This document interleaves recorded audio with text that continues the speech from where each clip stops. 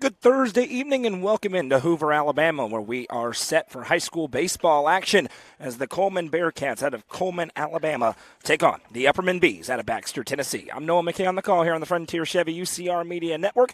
The lovely Madison McKay producing things for us as we are set for 4 games in 3 days at the beautiful Hoover Met Complex here in Hoover, one of the meccas of high school baseball, especially in the southeast. A tremendous complex. We're going to be here, as I mentioned, for the next 3 days, and we've got a good one on tap as the Bees look to open up their play here and extend their winning streak. They are 7-3 on the campaign, Cullman. The Bearcats, they're 7-14, but have faced a good schedule, a 6A school out of Alabama. A good test for the Bees coming up next. Moments ago, I caught up with Upperman head coach Wes Shanks to talk about where his team stands right now and, of course, get to the Turf Masters keys to the game. And then we'll be back with first pitch from Alabama. Don't go anywhere. Minutes away from first pitch here in Hoover, joined now by Upperman head coach Wes Shanks. Coach, you're coming out here facing some really tough competition over the next 3 days. Just at the outset, what do you need to get done as a baseball team here on this road trip to Alabama? Well, it's going to come down to 4 games in 3 days. How well do our pitchers perform? You got to have the bats to be able to compete and try to get a win here. Defense has to be solid because you can't make errors behind your pitchers who can hopefully go 3, 4, and 5 innings into the game.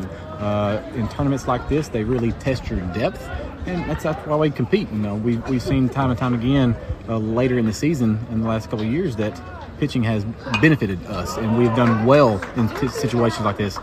But just like anybody else, you have to test yourself sometime in the season, and this is why we're here. We've talked a lot about how you've loaded up this non-district schedule and try to prepare you for the postseason. What is the approach in a game like tonight? Is it more of a big game approach to it to try against some some of the top competition?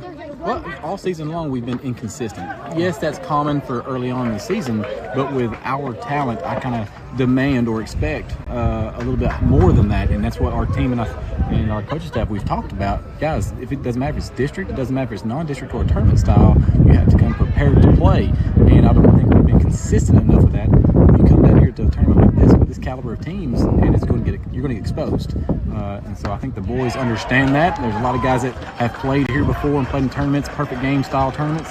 And so they're aware that, hey, yes, this is a perfect game. This is a relaxed environment, but this is Upperman high school baseball, and we're here to win.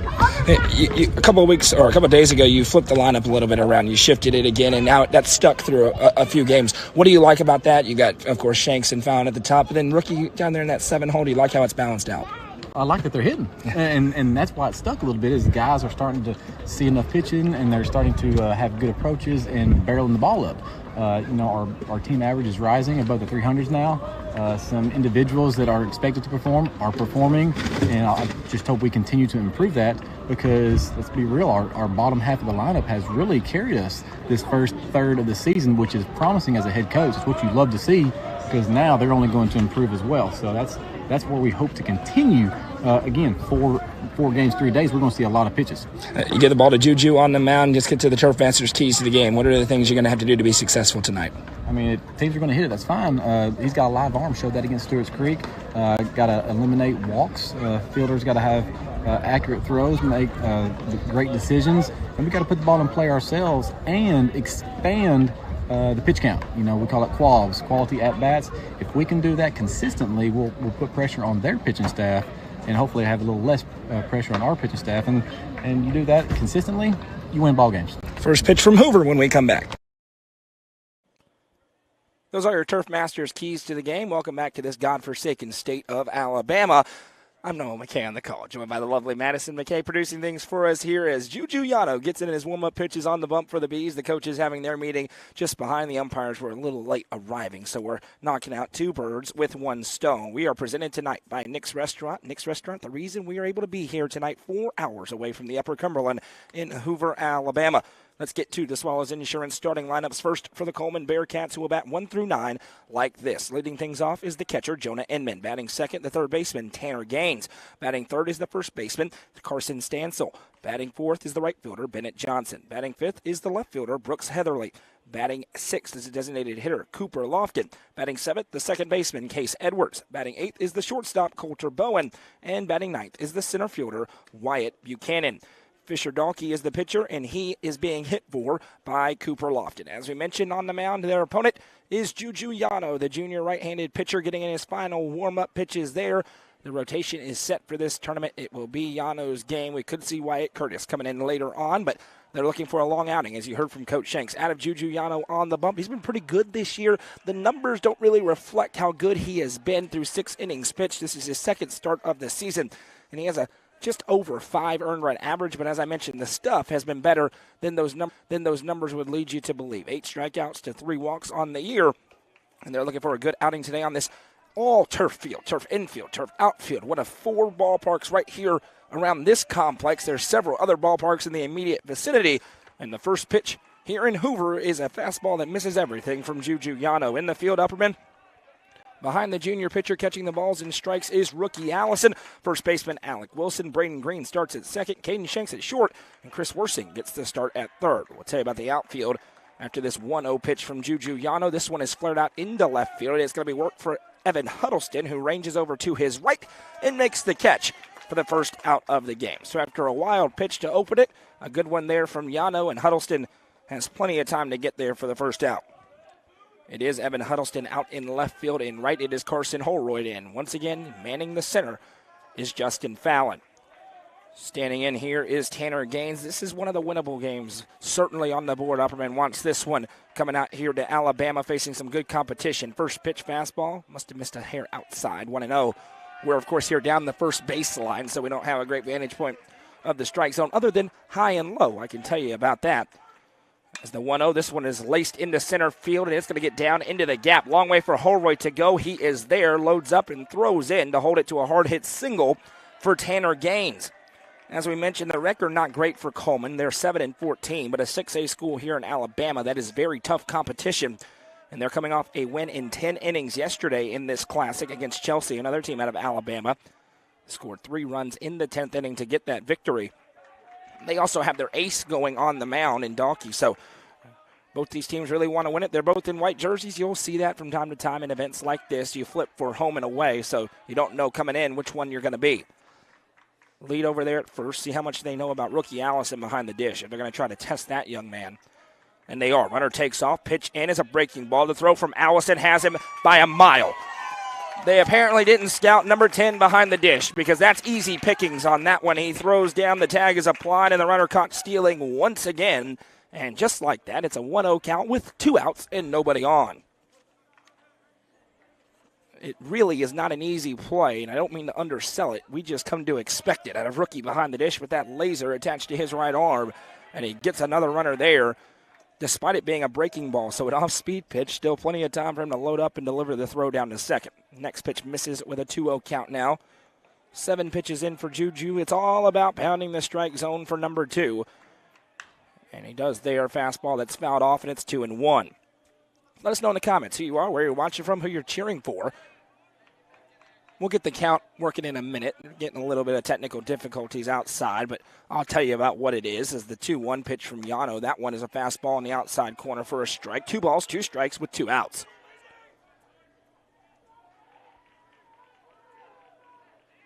There we go, 2-2. Yano kicks and deals a breaking ball. This one's a slow roller bouncing towards Alec Wilson, who fields it for the 3 unassisted. And despite a hard-hit single, rookie Allison catches a runner stealing, and Yano faces the minimum in the first. We'll come back with the Swallows Insurance starting lineup for the Bees and tell you about their ace pitcher on the mound. This is Upperman Baseball live from Hoover, Alabama, presented by Nick's Restaurant on the Frontier Chevy UCR Media Network.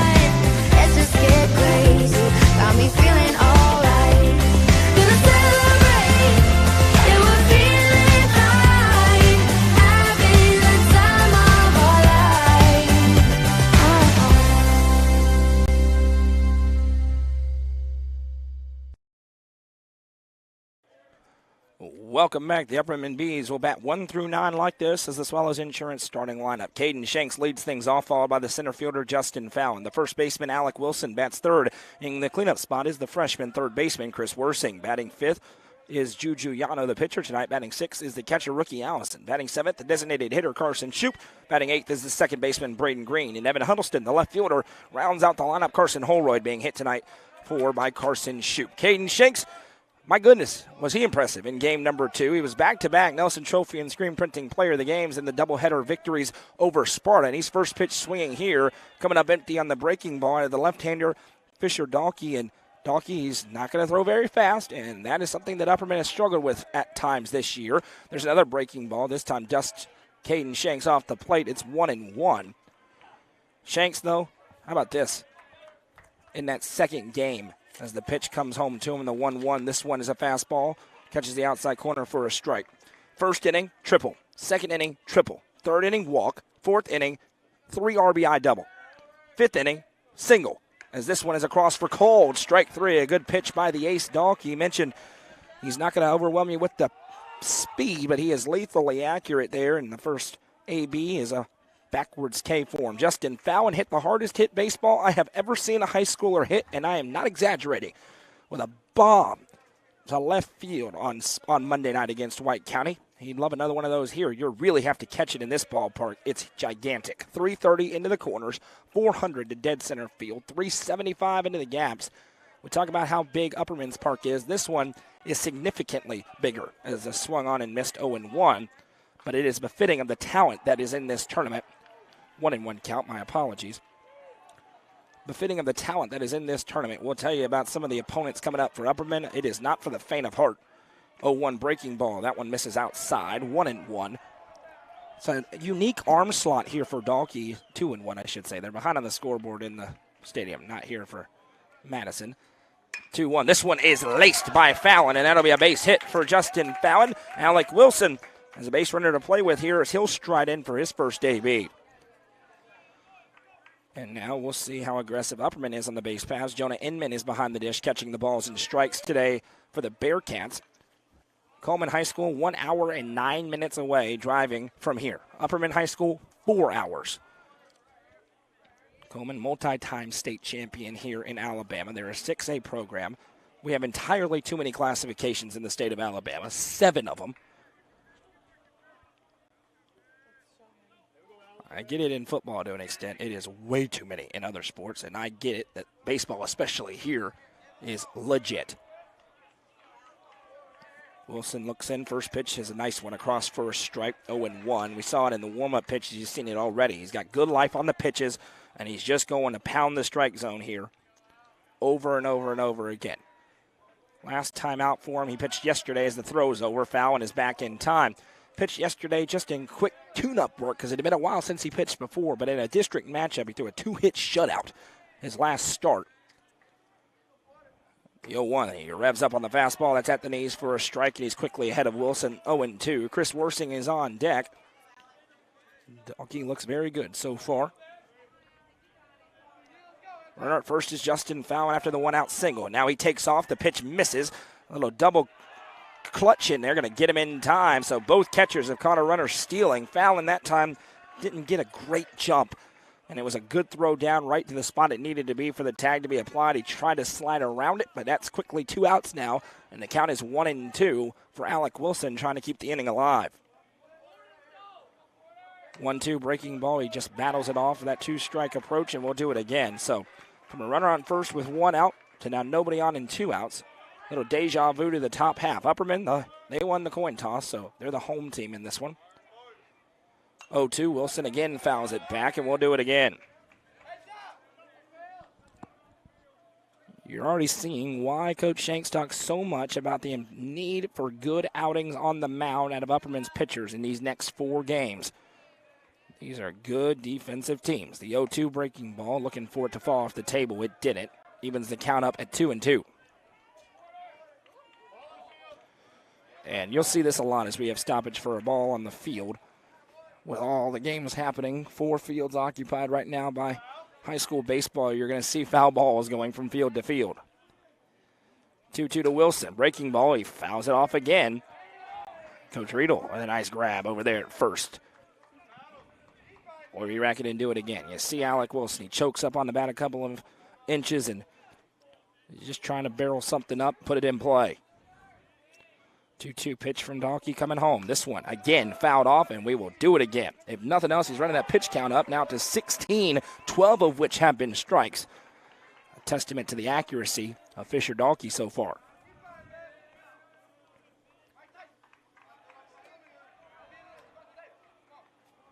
2-2 pitch again to Wilson. A fastball misses low, and he runs it full. So a good job to battle back by Alec Wilson, and it's 3-2. Chris Worsing is on deck. Would love an opportunity to jumpstart something with 2 outs in the bottom of the first inning.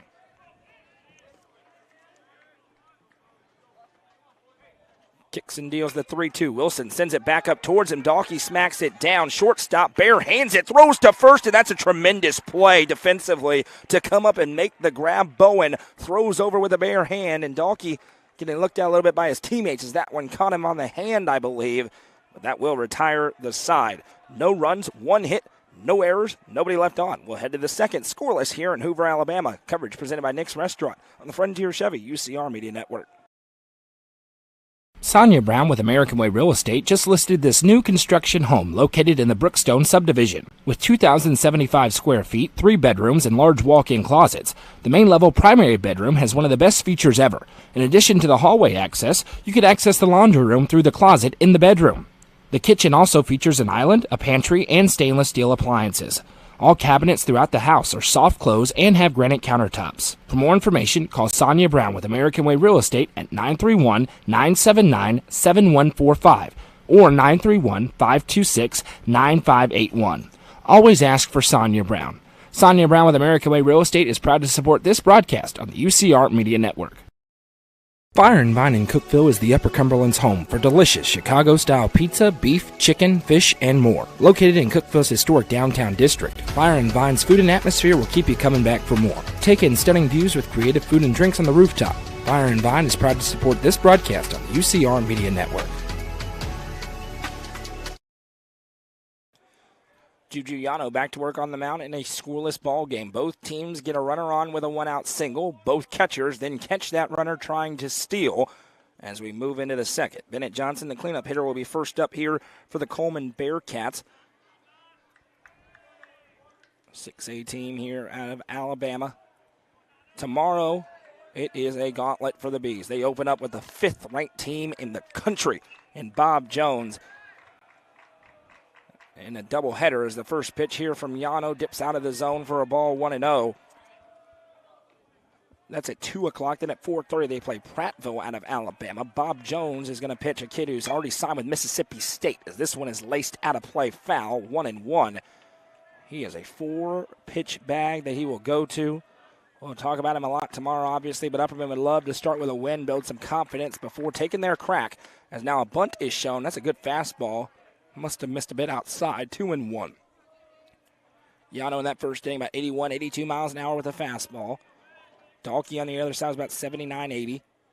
As that next pitch misses upstairs, and now Yano goes behind in the count 3-1 against Bennett Johnson with Brooks Heatherly on deck. Yano looking for a strike here. Cleanup hitter. He's up forward in the box. 3-1 fastball swung on, foul tipped into the mitt, and now we run full, 3-2. Want to limit base runners as much as you can in what could be a defensive battle. Yano kicks and deals the 3-2. This one swung on, fouled off. We'll do it again. We saw Alec Wilson really put up a big battle in the bottom half of the first. Johnson trying to do the same here. Yano quickly kicks and deals home. Fastball. This one sent way up into the air, and guess what? It went foul. It's going to go onto the other field, and we're going to do it again. All these kids pretty comfortable, especially the vast majority who play travel ball. Is the 3-2. That one misses inside, ball 4, and Johnson works a 7 or 8 pitch walk, an 8-pitch walk right there as he will head to first. Nobody out, and Brooks Heatherly, the left fielder, going to stride in here. And Heatherly getting signed. You may see some small ball here in this classic. Upperman will round out Saturday at 2 o'clock here before heading back home. No district games, but it doesn't get any easier for them as they welcome in Baylor to Baxter on Friday night. Yano out of the stretch. First pitch, fastball, misses. And the runner over there, Johnson, is jogging way away from the bag. And if he does that again, you're going to see rookie Allison throw behind him. And he may be out. He's got to be careful. He may decide to try and steal. He's got a healthy lead there. Yano with a check over. Big side, now a quick shuffle step. The bunt is down. It's a good one. Yano goes over to field it, puts on his second baseman glove for a moment for the nice play by Juju Yano for the 1-3 putout. It'll bring up Cooper Lofton as Hellerly does the job with the sacrifice bunt, moves him over, but now with one out, Johnson goes to second, and Yano will be looking to record a key second out of the inning. Seeing some of the comments here. Marcy watching from Kingsport, Tennessee. Gina is watching, cheering on rookie Allison for that big play he had. Ava May Allen's tuning in, cheering on Justin Fallon. Our friend Leanne is tuning in as this one is a little check swing. It was foul tip, so the runner who took off, he'll have to retreat back. 0-1 count here to Cooper Lofton as we hit the lower half of this Cullman lineup. Lofton in the 6th spot as the designated hitter. Lots of lefties already batting here for this Cullman team.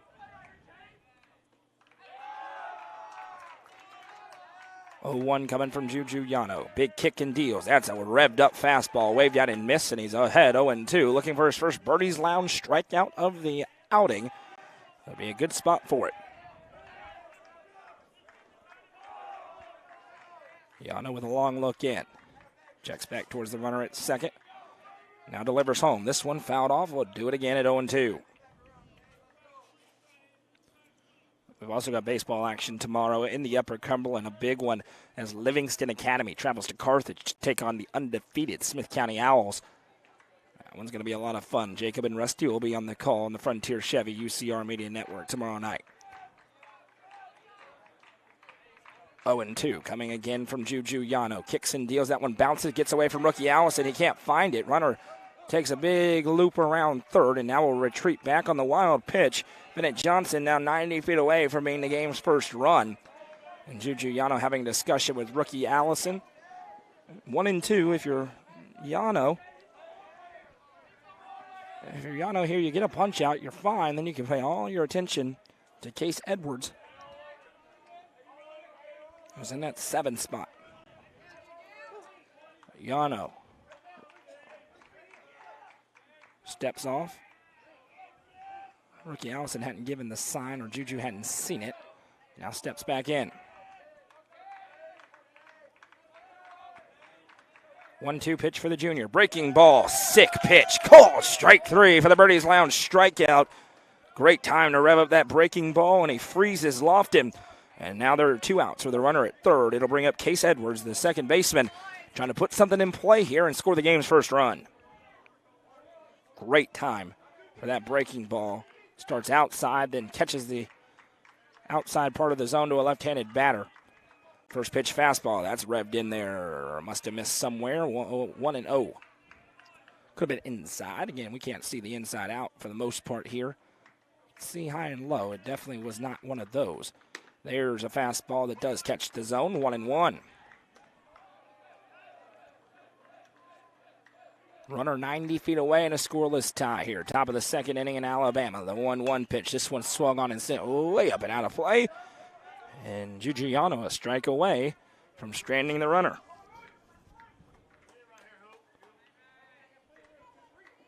Edwards stands into the turf batter's box. Yano kicks and deals. Fastball called. Strike 3. Juju Yano with back-to-back Birdies Lounge strikeouts. Both of them backwards Ks to retire the side. No runs, no hits. 1 runner left on. No errors for the Bees defensively. We'll head to the bottom half. Upperman looking to break a scoreless tie. Coverage of this game is presented by Nick's Restaurant on the Frontier Chevy UCR Media Network. Clint Connor is your local auctions expert. With full service from start to finish, the Exit Crossroads Auction Group are here to make the process easy for you. Visit crossroadsauctiongroup.com for more details and current auctions. Clint Connor, your local auctions expert, is proud to sponsor this broadcast on the UCR Media Network. The Crouch team with Highlands Elite Real Estate proudly presents this gorgeous home on Cross Point Drive.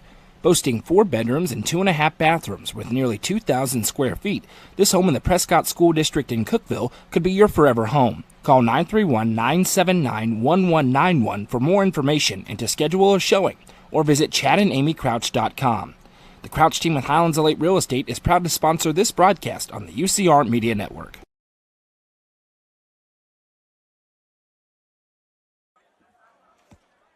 Four, 5, 6 due up for the Upperman Bees in this half inning. Chris Worsing will get him started. He leads the team in batting average. He's close to the team lead in a bunch of pitching stats. The 6'3" freshman. Been impressive so far, but he's got a tall task here as Fisher Dahlke, the ace for the Cullman Bearcats, was working early. He gets back to work here in the second. Keep those comments flying in here. If you haven't already, please hit that like or that love reaction. Helps us out a whole lot. We appreciate our friends at Nick's Restaurant for making it possible for us to be here tonight and the next 3 days as the first pitch misses upstairs, 1-0.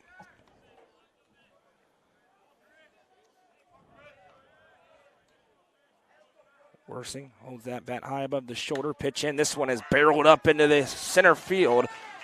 And it's a leadoff single for Chris Worsing, continuing to do what he's done all year long now through 11 games. He'll take first, and here comes Juju Yano, who can really help his own cause.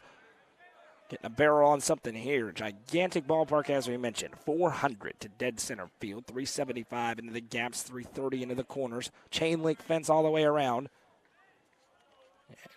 You can actually flip the ballpark around and over down the left field foul pole as Yano shows bunt, now pulls back.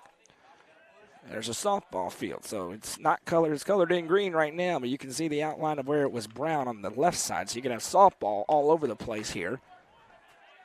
Baseball, it also doubles as a soccer field as the 1-0 big swinging us on that one from Yano. It's 1-1.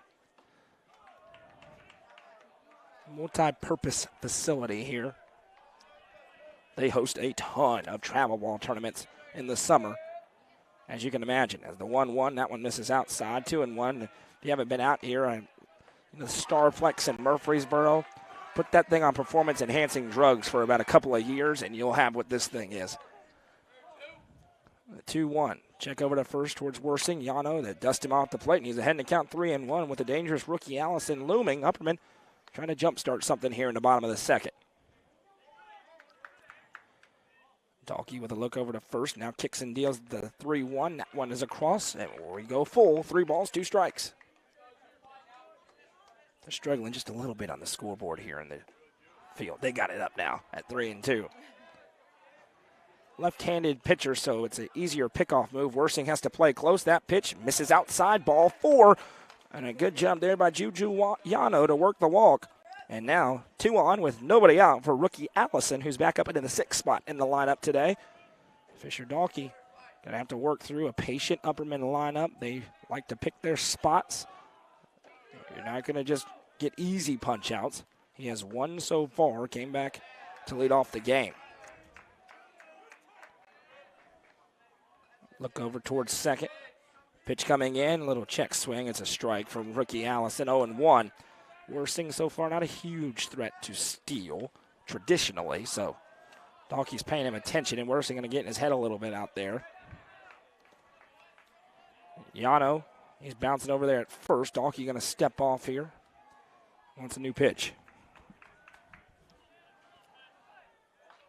0-1 to count to rookie Allison. Fisher Dahlke kicks and deals. Breaking ball misses outside for a ball, 1-1. I don't know who this team is behind us, but they are lively. They have a huge lead. That makes sense, 7-0. 2 on, nobody out here for the Bees. And now time going to be called here by rookie Allison as Dahlke was taking a minute. And a catcher, rookie Allison, says, no, we'll go on my speed. Now we're ready to go again. Dahlke, 1-1. That one misses for a ball, 2-1, and now you're running that pitch count up as well. Dahlke, this next one will be number 30. Carson Shoup, another dangerous hitter. He's the designated hitter tonight. He's in the on-deck circle. Dahlke with a check back towards Worsing. Now a 2-1 to Allison. Big swing and a miss on that one. Evens the count up at 2. Coach Rito going to come over and have a word with Carson Shoup to our right here. Beautiful night for high school baseball. Tremendous. We had an awful night on Monday with all the wind, as this one is fouled back, and we'll do it again. A battle swing there for rookie Allison. Temperatures here, 59 degrees. It'll drop through the 50s as the game goes on, but you can't complain. As now the scoreboard in the place has gone off, but it's a 2-2 count. We'll keep track of it. Dalkey delivers that one. Looking for the breaking ball, didn't come out clean, and we run full. 3 balls, 2 strikes.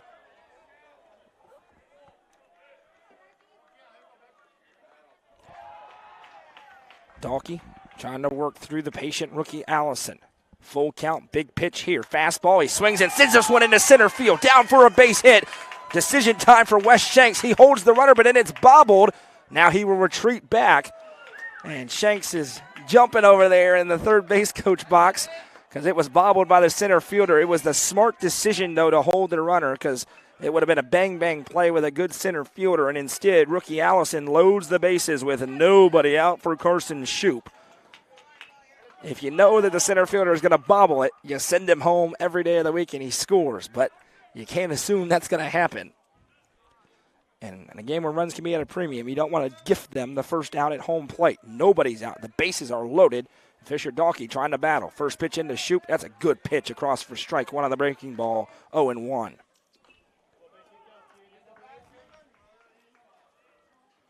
Nobody's on the board yet, but Upperman can change that with one swing of the bat by Carson Shoup. 0-1. Breaking ball again. That time didn't quite catch the zone. 1-1. Knock on wood, we should see some really good umpiring in this tournament or in this classic. They're used to high-level baseball games, and that's what you're going to see. As a 1-1 pitch coming home there, it's a revved-up fastball, misses inside to the naked eye. That's probably the hardest pitch he's thrown tonight. It's a 2-1. Carson Shoup trying to break a scoreless tie, and Dalkey steps off for a moment, checks around, and now retoes the rubber. And go out of the full windup with the bases loaded. 2-1. This one is swung on, sent way up into the air. It's in foul territory. Catcher trying to find it in the lights, and they do not. It drops in for a loud strike. 2-2. That one, that's a really tough play for the catcher. If you haven't played, you're looking up, and all you see is gigantic LED lights. And you're trying to find a baseball against those lights, and it's blinding. That and sunlight, either way, it is just tough when it's straight up into the air like that. And it's a break for Shoup. He sets back up with a 2-2 count, and the base is loaded. Dalkey kicks and deals. That's a pitch that misses outside, and here we go. High leverage situation. Base is loaded. Full count. Nobody out. Shoup's at the plate. Braden Green is on deck. Dalkey quickly kicks and deals the 3-2. Bounces in, ball 4.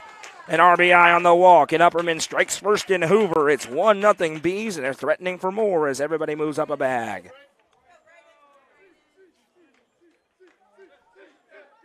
Worsing comes across to score the run. There's a courtesy runner out there for rookie Allison, the catcher. It's Collier Bush. By the way, he's at second. Braden Green steps in. The first pitch misses upstairs for a ball, and all of a sudden Dalkey, who was pounding the zone in the first inning, is struggling here. 40 pitches, 22 of them have been strikes. 1-0, that one bounces in, and it's a good block. As Yano over there at third base, he would love to get a jump in and come home. Pretty average-sized backstop, but there's a pad on it back there. Green stands in the batter's box. The 2-0, that one misses, and now they got a strike problem in Cullman, Alabama, and the coach knows it. He's going to come out and have a word with his pitcher, Fisher Dalkey, who's having to deal with an Upperman lineup where there is no rest for the weary in the lower half. Evan Huddleston is on deck, and with nobody out in the bases loaded, you look into the hole, and who is that? Ooh, one of the best players in the facility, Caden Shanks, waiting. So a trip to the mound here for a discussion. Mentioned Dalkey, he pitched, and his last start was a 2-hit shutout in district play. Then he pitched last night just an inning, and an extra innings game kind of tune-up work. But he's struggling right now to find the zone. 42 pitches now. It's a 3-0 count to Braden Green. The stop sign will be on. And Cullman knows they need a strike here, trailing 1-0 here. It says 3-0 on the board, but it's definitely 1-0 for the Bees. Oh, never mind. It's 3 hits. 1-0. It's a weird scoreboard. Does that one across to Green? Misses. Ball 4. Close, but no cigar. And an RBI on the base on balls for Braden Green. Dalkey thought it was going to be a strike, but it is not. And it is 2-0 Upperman. RBI for Braden Green. And here comes the young man who swinging one of the best bats in the lineup. Yano scores. Bush moves over to third. Shoup goes to second. Green goes to first. And here's Evan Huddleston. First pitch, breaking ball. That one is across first, strike 1.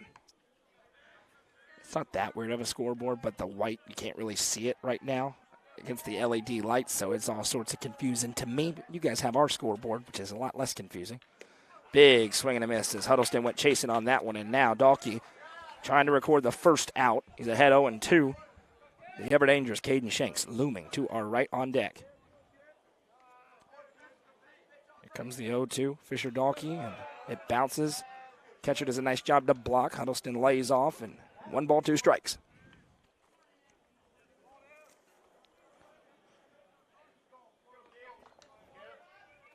Huddleston, he's just been a single machine, barreling things up into the outfield. They would love that here with the bases loaded and nobody out. Pitch coming in. This one is swung on and fouled out of play. We'll do it again at 1-2. 2-0 Upperman. Bottom of the second inning here in Hoover. Taking on the 6A school, the Cullman Bearcats. Comes the 1-2 home. Fastball misses outside, and again, you're seeing what makes this Upperman lineup so dangerous. 0-2, a lot of times you'll see somebody chasing junk. Not the Bees. The 9-hole hitter works it back to 2-2. Dalkey's going to have to earn it. 2-2, breaking ball. Misses, and from 0-2, we run full again. It has been 2 straight base on balls, 3 in the inning. And after playing 10 innings yesterday, Cullman doesn't have a lot of places they can go in the rotation. Here comes the 3-2. This one swung on by Huddleston. Double play potentially. Flip over to short for 1. Throw to first is in time. A run does score, but they trade 2 outs for the run. Upperman's lead goes to 3-0 and score that one a 4-6-3.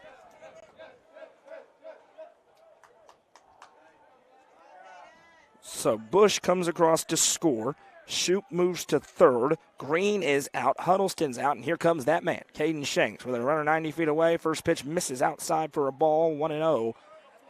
Trying to add on as it's 3-0. Caden Shanks has earned the moniker. It belonged to 24 the last 2 years. Here comes that man as that one bounces in 2-0. A rightful heir to that.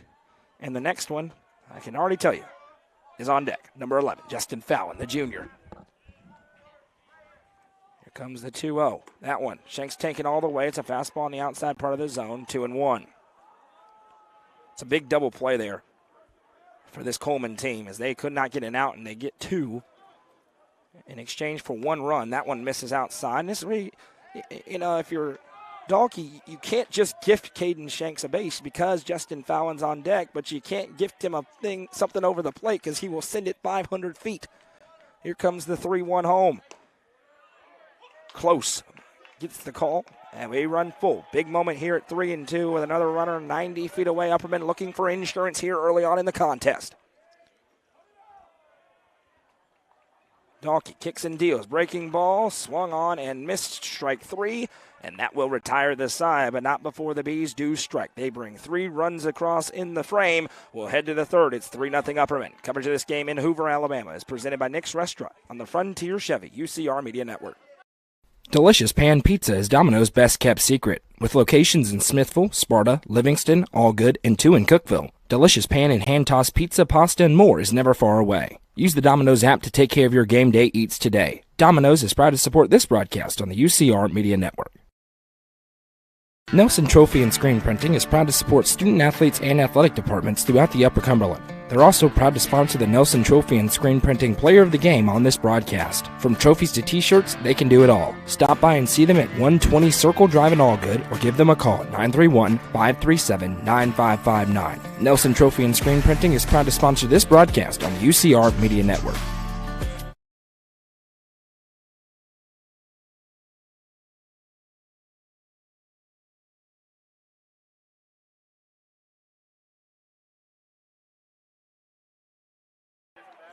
Juju Yano back to work on the mound for the Bees, and he has some run support now as Upperman strikes for 3 runs in the bottom half of the second to take a 3-0 lead over Cullman. For Upperman, they scored on 2 hits. They worked 3 walks, but a good job battling back by Dalkey, the pitcher for Cullman, as he turned a double play and then struck out Caden Shanks swinging. But Upperman has started to lean just a little bit, and Juju Yano, he's been good through 2 innings. 31 pitches, 20 of them have been strikes. It's his game, and then they believe they will turn over to the big lefty at some point if necessary. Wyatt Curtis available. I see him a couple of times. Tomorrow against Bob Jones, the 5th-ranked team in the country. Well, you could probably guess who's getting the ball in that one. He's at shortstop right now, number 1, and they're going to need the outing of his high school career against that lineup. And they're also going to need the bats to be working against an electric arm, but we'll have plenty of time to talk about that. 2 o'clock first pitch tomorrow. Then they play again against Prattville. Scheduled for 4:30, be about 30 minutes after the conclusion of game number 1. As the first pitch here is fouled out of play by the 8-hole hitter Coulter Bowen, I should say. Stumbling all over my words. The shortstop, as it's 8-9-1, due up in this half inning for the Bearcats. Yana with the 0-1 quickly. That's a fastball that misses low. 1-1. Mentioned Juju, about 81, 82 on the gun with a fastball for the most part. Mixes in the breaking ball as well. Here comes the 0-1. That one's a good fastball across for a strike, 0-2.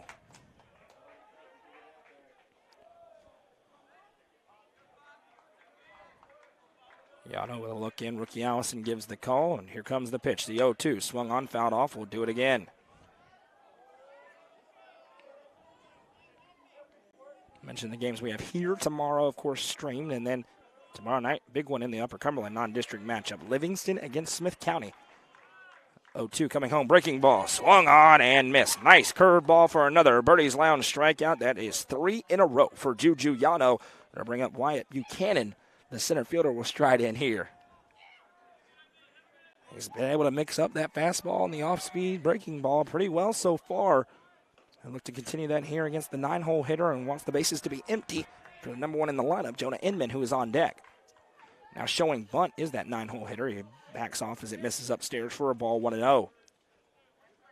Corner infielder is good for Upperman. And, of course, Juju Yano, one of the best infielders in the Upper Cumberland, standing on the mound. That helps him out against a potential bunt as that one misses outside. Quickly ahead, 2-0, goes Buchanan. Worsing over there at third, Wilson at first. Braden Green at second. May have to come up and cover a bag. 2-0, there's a good pitch in for a strike. 2-1. Took something off on that one. Yano. Kicks and deals the 2-1. Fastball. Close but no cigar. Missed outside. 3-1. Yano doesn't want to lose the 9-hole hitter here. As we mentioned, you want those bases to be clear. Keep traffic off of them. The 3-1, though, misses low and outside. Ball 4. Second walk issued so far as Buchanan trots down to first. It'll bring up Jonah Inman. He flew out to left to open up the ball game.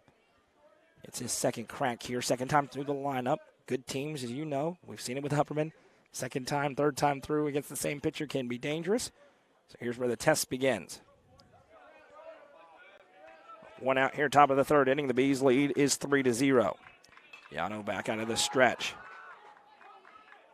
Delivers home, fastball, dusts him off the plate, 1-0. Softball final, Cookeville knocks off Clay County tonight, 11-1.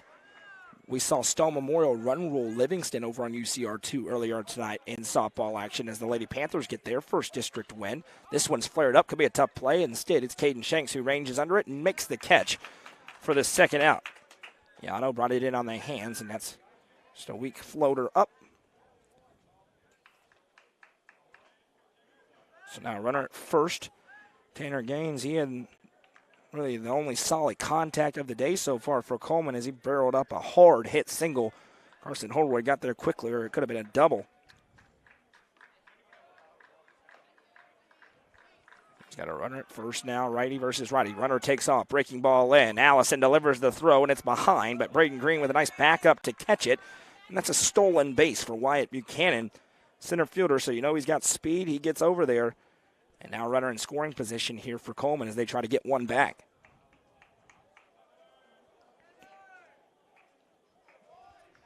We'll tell you about our friends at Nick's Restaurant when we come back.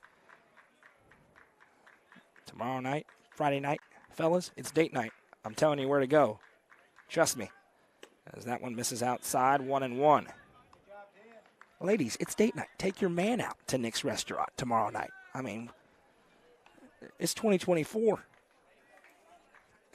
Right over there at second. Yana with a 1-1 count here to Gaines. Base is empty over at first, and breaking ball. Will they appeal down? They will not. It'll be a ball, 2-1. Two-man crew, so appealing down really means appealing over to right behind the mound, and you're probably not going to get a different call there. 2-1. Yano checks back. Delivers this one. It's fouled off, and Juju looking for his fourth Birdie's Lounge strikeout. This time he can strand a runner in scoring position. He's already done it once. Left a runner at third in the last inning. It's at 48 pitches, so now start to watch it just a little bit.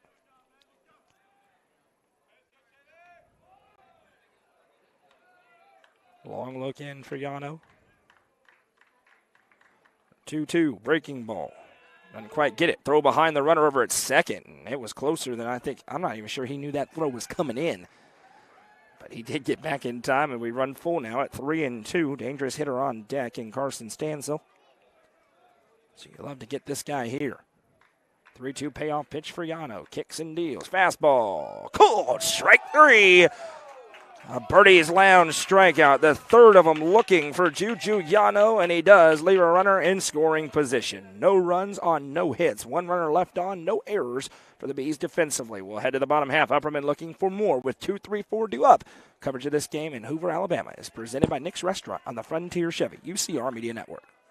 Frontier Chevrolet is ready to get you into your next vehicle and are proud to offer a lifetime powertrain warranty on nearly all vehicles below 80,000 miles. View inventory online at www.caseyschevy.com, including the brand new Chevy Trax and Traverse, or stop in at 2350 Cookeville Highway today. Remember, don't buy till you see Jason Fye.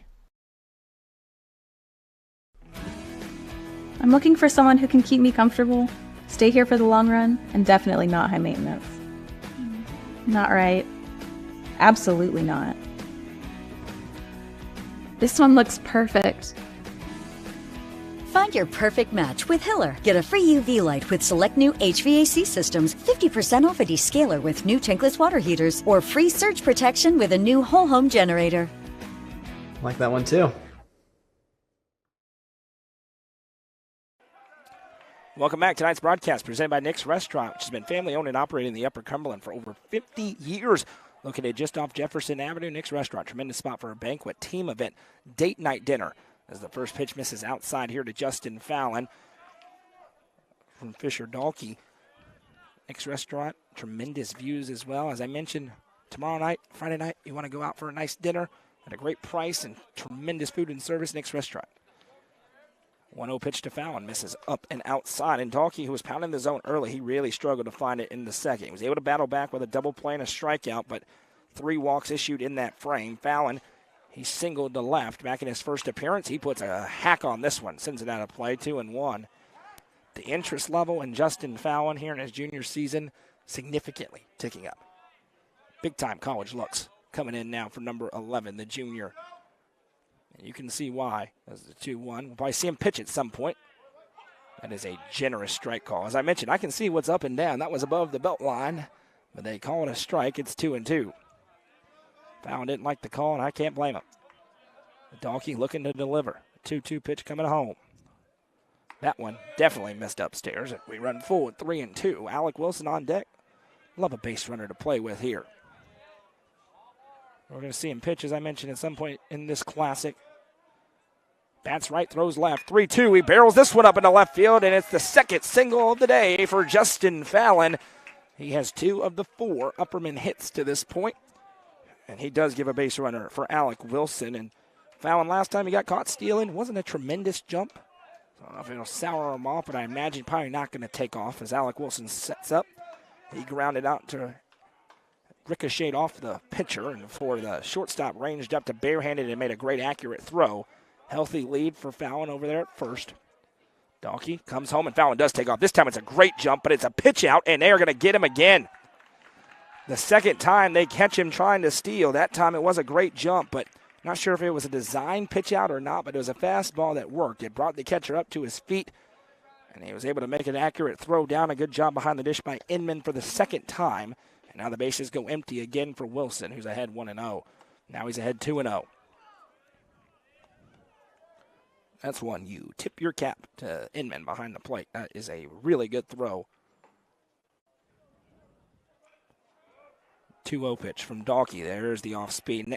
He has not been able to pinpoint the fastball the past couple of innings, but the breaking ball has been better for him. See if he starts relying on that a little bit more in the middle innings, as there's a 2-1 count here to Alec Wilson. He went to it again. That time missed the zone. 3 balls, 1 strike. Chris Worsing is on deck.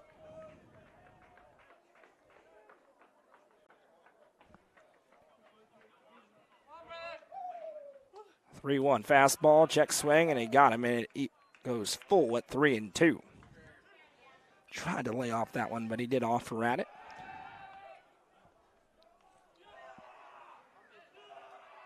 Here comes the 3-2 pitch home. Swing on that one, and strike 3 is revving it up on the heater, and that's going to be the third punch out for Fisher Dalkey so far. Chris Worsing going to stride in. I'm chuckling. The team behind us, I don't know who they are, but they are the most intense in the dugout high school baseball team I've ever heard in my life.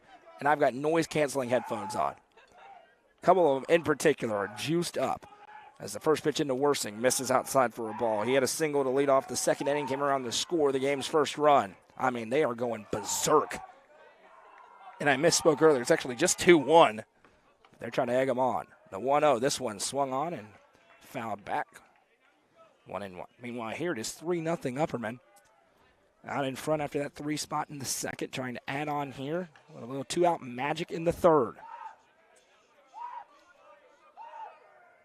That pitch swung on, sent way up into the air. Shortstop is under it, finds it in the lights, and makes the catch to retire this side. So a leadoff single is all Upperman can muster in that half inning. We will head to the middle frames. It's still 3-0 Bees. Coverage of this game is presented by Nick's Restaurant, and you're watching it on the Frontier Chevy UCR Media Network. Steel Technologies has been part of the Rutherford County community for over 35 years. Their plants in Murfreesboro and Smyrna include over 150 teammates who process coils, metal sheets, and planks for customers across North America. Steel Tech's Smyrna and Murfreesboro plants are expanding, and they need teammates to join their team. With openings including machine and forklift operators, truck drivers, and more, they have the position for you with competitive wages and monthly bonus opportunities. For more information and to apply online, scan the QR code on your screen now. Steel Tech is a proud sponsor of this broadcast on the UCR Media Network. Steel Tech. Faith, family, Steel Tech. From the sports field to the hunting field, our friends at Hall Sports and Outdoors can outfit anyone. Located in the heart of Jamestown at 207 South Main Street, Hall Sports and Outdoors carries everything from kayaks, fishing gear, and camo to guns and ammo. With top brands such as Columbia, Timberland, Under Armour, Asics, and much more, nobody can top their selection. Need some custom gear for your team? They also offer uniforms, gear, and custom embroidery. Stop by and see them at 207 South Main Street in Jamestown. Hall Sports and Outdoors, proud sponsor of this broadcast on the UCR Media Network. 3-4-5 due up in this half inning for Juju Yano. Back to work on the mound. He's thrown 50 pitches, 30 of them strikes. And he faces off the heart of the order, Carson Stans. So we'll get it started. He grounded out to first base in his first appearance. Upperman with a 3-0 lead here in Hoover. They've got today's game, 2 tomorrow, 1 at 2, and another scheduled for 4:30. They'll take on the number 5 ranked team in the nation, Bob Jones, at 2 o'clock. That team has already defeated number 1 in the country consensus, number 1 IMG Academy. Then they get Prattville at 4:30. And for rounding out the weekend on Saturday at 2 o'clock. And the rowdy team behind us has struck, by the way, just in case you couldn't hear that. Stansel stands in. Yano, take a breath. Now first pitch fastball. Got the call. 0-1. So far, Juju Yano, he's been good. He has 4 birdies, lounge strikeouts. He's allowed just 1 hit. He's left 2 runners stranded on the base paths. Now another pitch. He was looking for the same spot. That time it dips low, 1-1. Faced just 2 over the minimum through 3 innings. Heading into the 4th. Here Comes the 1-1 into Stansel. Looking for the off-speed pitch. It doesn't quite come out clean, and it's 2-1. Can see that one. He's trying to telegraph it in. Rookie Allison going to go out and have a word, junior to junior. Just two seniors on the roster for Upperman, Caden Shanks and Wyatt Curtis. We'll see both of them pitch in this tournament. Of course, Caden Shanks in the field, leadoff batter. Home plate umpire claps his hand, says, let's go. We got lots of games to get to tonight. Allison comes back, a 3-0 lead for the Bees. Leadoff hitter here in the 4th inning for the Bearcats. Fastball, this one's sent up. Green has to range a long way to get to it. He does, but he's not going to be able to beat it. It's a great throw. That was way closer than it had any right to be for Braden Green, making a good play at second, but reaching on the infield single was Carson Stansel to lead off this 4th inning, and it's the 3rd straight inning. It was a 1-out walk back in this 3rd inning, but there's been traffic on the base paths in every frame so far. Yano's been able to work through it. He'll need to do it again here against the cleanup hitter Bennett Johnson, who worked a walk. Was ultimately left stranded at 3rd back in the 2nd inning. Yano delivers home a fastball. Waved down and missed. That is a challenge me fastball, and it works. 0-1. Runner takes his lead at first as Yano out of the stretch. Glances over. Delivers the 0-1 breaking ball. Nice pitch. You go fastball, curveball. 0-2. You can throw anything you want right here if you're Juju Yano. Cullman dugout trying to egg on Johnson in the batter's box. Here comes the 0-2 home. Swung on. This one's barreled foul, and we'll do it again.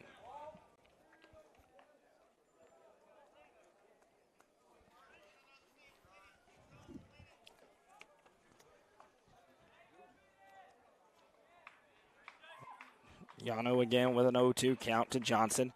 Fastball misses low and outside. Allison does a nice job to stick the glove out and grab it.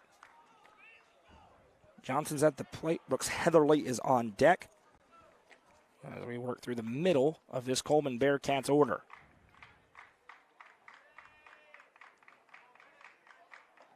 1-2 pitch for Yano. Breaking ball. This one sent way up into the air. Carson Holroyd finds it in the lights, steps back and makes the catch.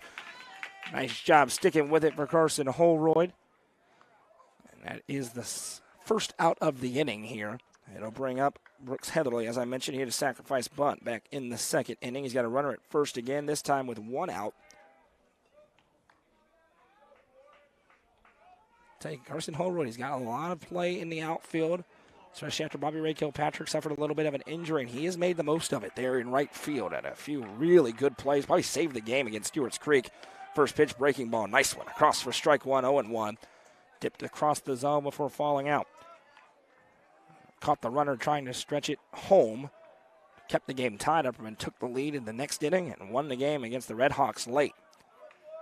Makes that catch there. Here comes the 0-1 in from Yano. A fastball. This one's grounded over. Double play potentially. Shanks flips to Green for 1. Green couldn't get it cleanly transitioned, so officially ruled a fielder's choice, but they do get the lead runner. And now the second out as Cooper Lofton was striding 0-1. He struck out looking in his first appearance. It was going to be tough. Even if that was a perfect transition for Green, it probably doesn't beat the runner who was lugging it out over there to first. So Heatherly reaches first. He does a nice job to make sure he catches that off the throw from Shanks. A lot of games for Upperman back home. That is a 6-4-3. That's the difference in these teams. First pitch, fastball, swung on and fouled back. And make no mistake about it, Wes Shanks knew what he was doing. He was building the schedule. He knew they were going to lose some games, but they had to play tough non-district games against some of the nation's best for what they hope will end in another state tournament. And, of course, they want to get back to the state championship game where they've been the last 2 years, winning 1. Giano kicks and deals. That one's right there for a strike. 0-2. We know it's not the toughest district in the world with a team the caliber of Upperman at the top, but it's got to be one of, if not the toughest, non-district schedule in the state, any classification that Upperman has put together. Giano delivers the 0-2, breaking ball, and just able to hold back on it. Lofton, to me, looked like he was sitting fastball, and he would hold those hands back enough to foul it off and re-rack them. Runner at first is Heatherly after the fielder's choice. Yano looking to retire the side. Kicks and deals. Runner takes off. Doesn't matter. Strike three. Swung on and missed for the Birdies Lounge strikeout. And by the way, rookie Allison caught the runner stealing too. So it's a 4-out inning for the Bees. We will head to the bottom half of the fourth. It's Upperman 3, Cullman 0. Coverage of this game is presented by Nick's Restaurant on the Frontier Chevy UCR Media Network.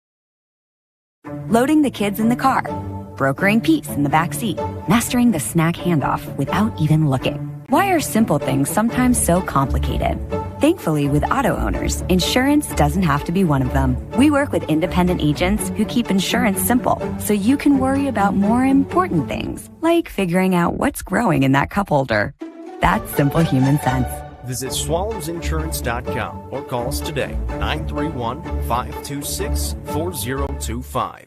Protecting your future. It's what we do.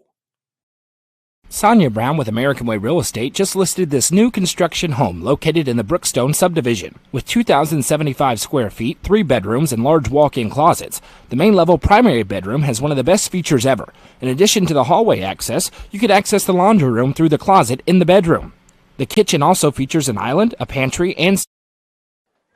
We got back to action quickly here at Hoover, which we're not sorry for, but we are sorry to Sonia Brown with American Way Real Estate. We'll hear from her momentarily. Juju Yano stands in and waves at the first pitch he sees, 0-1. Fisher Dalkey back to work on the mound here for the Bearcats. 0-1. He went off speed back-to-back times and got him both times. I mentioned this is the only pitch that's really worked. The fastball, it's been good at times, been sporadic, though, with the location, so he's starting to rely on that breaking ball here in the bottom of the fourth. Upperman's lead is 3-0. Now the heater misses low, 1-2. Yano, Allison, Shoop due up in this half inning for Upperman. They've got 3 runs on 4 hits. They've only left 1 runner stranded. They have been caught stealing a couple of times. That one is swung on and missed for strike 3, and a good start for Fisher Dalkey to the frame. And that is punch out number 4 on the day for him. Rookie Allison strides in. He had a single, and his runner, Collier Bush, came around to score back in the second inning. One of those 3 straight runs put up by Upperman. Now looking to do it again here, second time through against Dalkey. First pitch fastball. He sends this one on a ride. Center fielder ranges to his right to make the catch. That is a hard hit out. And a good job by the center fielder, Wyatt Buchanan. He was able to range over to him. It was in his area code, and that is a quick 2 outs recorded by Dalkey, who's trying to pick up the pace here. Carson Shoop had an RBI on a walk back in the second inning. He was ultimately left stranded at third as the parade started there, or stopped there. First pitch breaking ball. This one's flared over. Dalkey goes over. He says he has it. He bobbles it, though. Now flips over to first, and he just keeps that foot on the bag. And that is a quick 1-2-3 inning for the Bearcats defensively. No runs, no hits, no errors, nobody left on. Upperman's lead is 3-0 with 3 innings to go here in Hoover. Coverage of this game presented by Nick's Restaurant on the Frontier Chevy UCR Media Network. Sonia Brown with American Way Real Estate just listed this new construction home located in the Brookstone subdivision. With 2,075 square feet, 3 bedrooms, and large walk-in closets, the main level primary bedroom has one of the best features ever. In addition to the hallway access, you could access the laundry room through the closet in the bedroom. The kitchen also features an island, a pantry, and stainless steel appliances. All cabinets throughout the house are soft close and have granite countertops. For more information, call Sonia Brown with American Way Real Estate at 931-979-7145 or 931-526-9581. Always ask for Sonia Brown. Sonia Brown with American Way Real Estate is proud to support this broadcast on the UCR Media Network. Fire and Vine in Cookeville is the Upper Cumberland's home for delicious Chicago-style pizza, beef, chicken, fish, and more. Located in Cookeville's historic downtown district, Fire and Vine's food and atmosphere will keep you coming back for more. Take in stunning views with creative food and drinks on the rooftop. Fire and Vine is proud to support this broadcast on the UCR Media Network.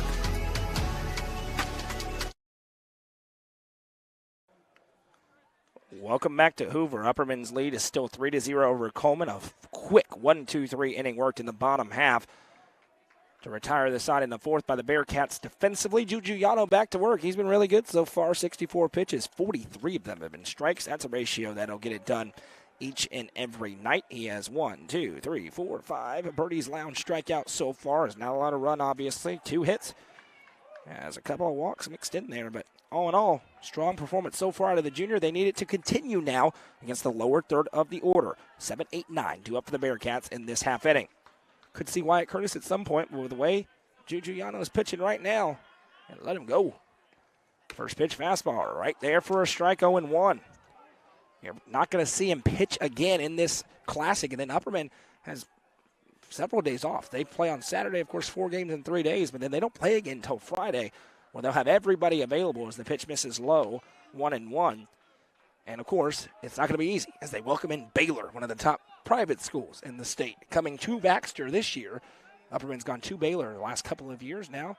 They're going to make the trip up to the friendly confines of the Hive Friday night, a week from tomorrow. 2-1 as the fastball misses low from Yano. Now he takes a little bit of a lap around the mound to reset. 2-1 home. Fastball. Good pitch. Misses inside, though. 3 balls, 1 strike. Case Edwards trying to be the third leadoff man in 5 innings to reach base, but they haven't threatened much beyond there. 3-1. Fastball waved down and missed. He swung at ball 4, and we run it full at 3-2. They've had a runner at third 1 time. And then Yano went strikeout to strand him there. Other than that, only 1 at second for 1 out as that one misses upstairs. Ball 4, and it's a leadoff walk worked by Case Edwards. He heads to first. Coulter Bowen will stride in. Can't see that Upperman bullpen from here, but I imagine 7 has been staying loose throughout the game. Edwards goes over to first. Bowen, who struck out swinging in his first appearance, stands in here. How good has this baseball game been? Well played? Well, we're in the 5th inning, and we've been here for an hour. We've actually been here for 2, but we've been playing for an hour. As this one's sitting right at Yano, who flashes the leather and throws over the first for the out. A double play and a web gem for Juju Yano. And just like that, there's nobody on with 2 outs.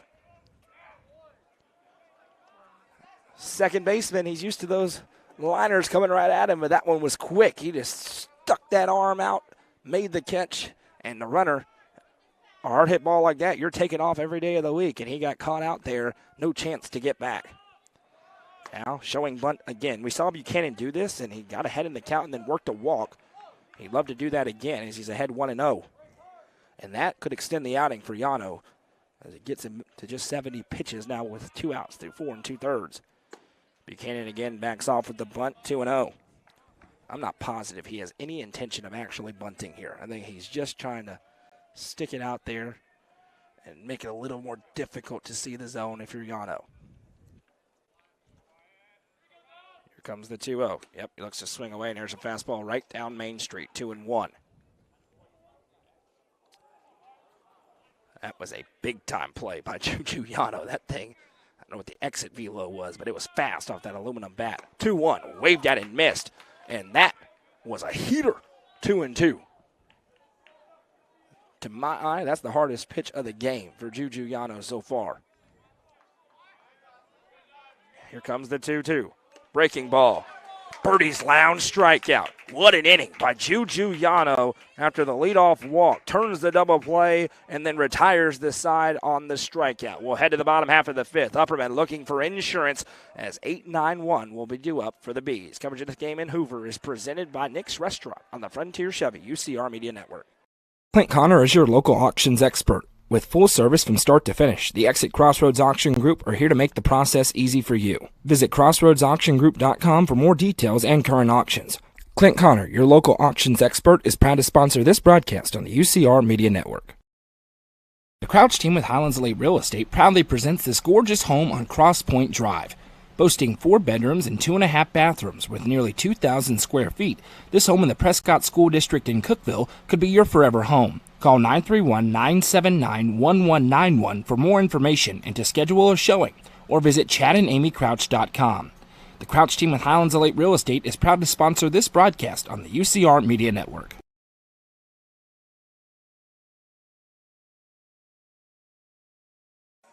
Only thing we're missing is Rocky Top here as we head to the bottom of the 5th inning in Hoover. Upperman's lead is 3-0, and Juju Yano is pitching a gem through 5 innings, including a highlight reel catch on a liner to turn a double play. He adds another strikeout. Now they're looking to add on Braden Green, Evan Huddleston, and Caden Shanks due up in this half inning. Green had an RBI on a walk in his first appearance back in inning number 2. And it's Fisher Dalkey back to work here for Cullman. Both these pitchers pitching well. Dalkey, though, found himself in trouble.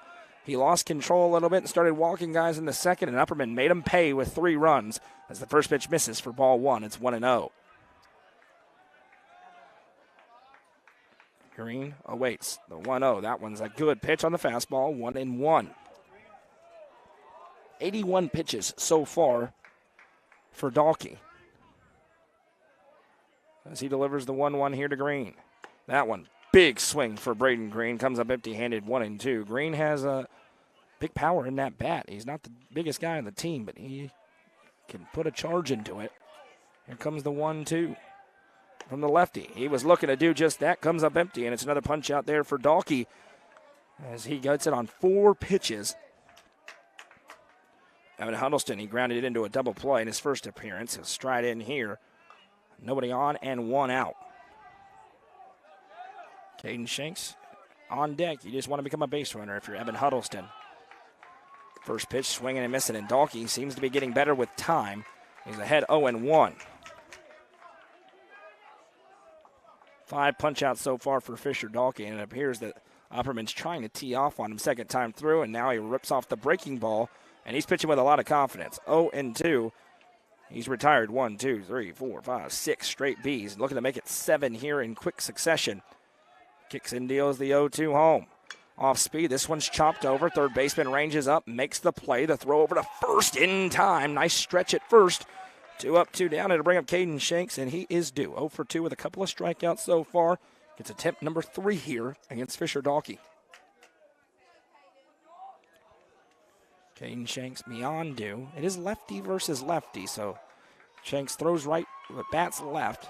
Makes it a little more difficult, especially with this kind of awkward arm slot that Dalkey's coming out of. And the first one misses way upstairs. Gets back into the backstop, 1-0. Fallon's on deck. He's 2 for 2 so far, so Shanks calls time for a moment, now steps in. Upperman looking to add on here. 1-0, that one misses low and outside. 2-0, he's got the 2 strikeouts. It's been interesting because he's gone behind both times against Shanks, and it almost looks like he's pitching around him. And then all of a sudden he'll start to attack. Shanks got a little bit aggressive a couple of times. 2-0, that one misses outside. 3-0, and this is one of the only hitters in baseball that probably never has a red light that he may take here at 3-0. Dalkey kicks and deals. There's a fastball, and he was taken all the way, 3-1. Zipping along here. Bottom of the 5th inning, an hour and 10 minutes into the ball game. 3-1. Bounces, ball 4, and Caden Shanks. Tons of speed. The Bees have been caught twice trying to steal in this game. Maybe 3rd time's the charm. Caden Shanks with speed for days, as I mentioned. The Lipscomb signee. Will he try for the domino stolen base and test Inman again, or will he stay put and let Justin Fallon try to work him around? Fallon 2 for 2. He's barreled up 2 balls into left field for singles, but he's been caught stealing a couple of times. And the runner stays. It was a big jump for Shanks, and then he retreated back. Pitch comes across for a ball, 1-0. It reads 1-0 on the screen, and it is 0-1. My apologies, 0-1.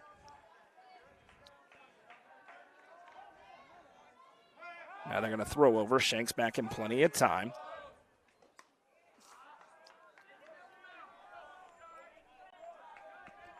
It was getting quiet behind us. It's tied. That's what I was figuring.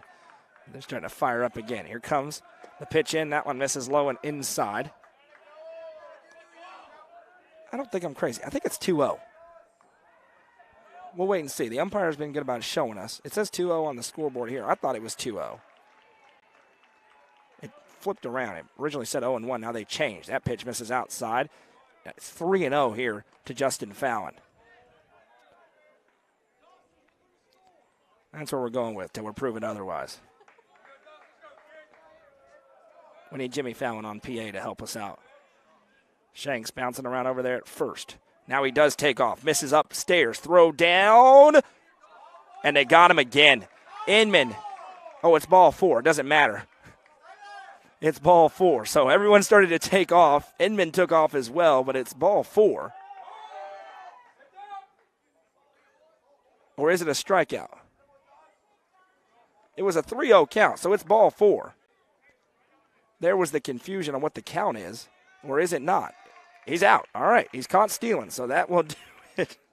And see, it wasn't just us. There was confusion for the umpires, confusion behind the plate as well. But Inman catches the third runner stealing, and Wes Shanks is going over to have word about what the count was. Madison had it right. I had it wrong. Behind home plate, they had it wrong. But it's Juju Yano going back to work on the mound as Upperman is ultimately put up with another goose egg on the board. Still 3-0 Bees. 2 frames to go here in Hoover. Coverage presented by Nick's Restaurant on the Frontier Chevy UCR Media Network. Delicious Pan Pizza is Domino's best-kept secret. With locations in Smithville, Sparta, Livingston, Allgood, and 2 in Cookeville. Delicious pan and hand-tossed pizza, pasta, and more is never far away. Use the Domino's app to take care of your game day eats today. Domino's is proud to support this broadcast on the UCR Media Network. Nelson Trophy and Screen Printing is proud to support student-athletes and athletic departments throughout the Upper Cumberland. They're also proud to sponsor the Nelson Trophy and Screen Printing Player of the Game on this broadcast. From trophies to t-shirts, they can do it all. Stop by and see them at 120 Circle Drive in Allgood or give them a call at 931-537-9559. Nelson Trophy and Screen Printing is proud to sponsor this broadcast on the UCR Media Network.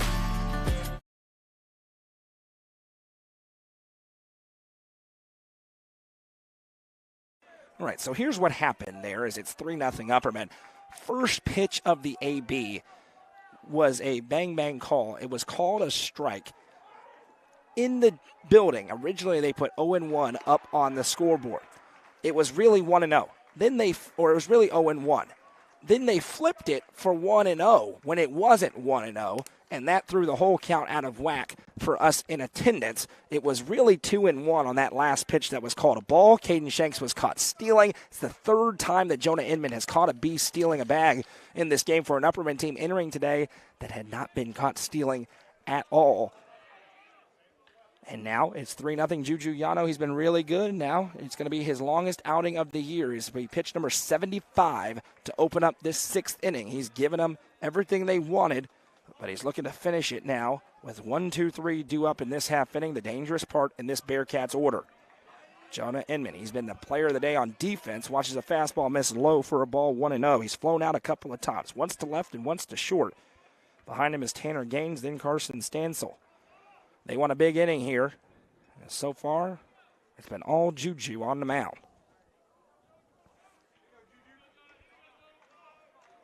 He likes this call. Kicks and deals a fastball. Waved at and missed. 1-1. And again, the scoreboard in Hoover is off. It reads 0-1, but it's 1-1. Now they get it up there. Yano delivers. Big swing and a miss. 1-2. He's got 6 Birdies Lounge strikeouts already. Looking for number 7 as he delivers home the 1-2. Breaking ball misses outside. 2-2.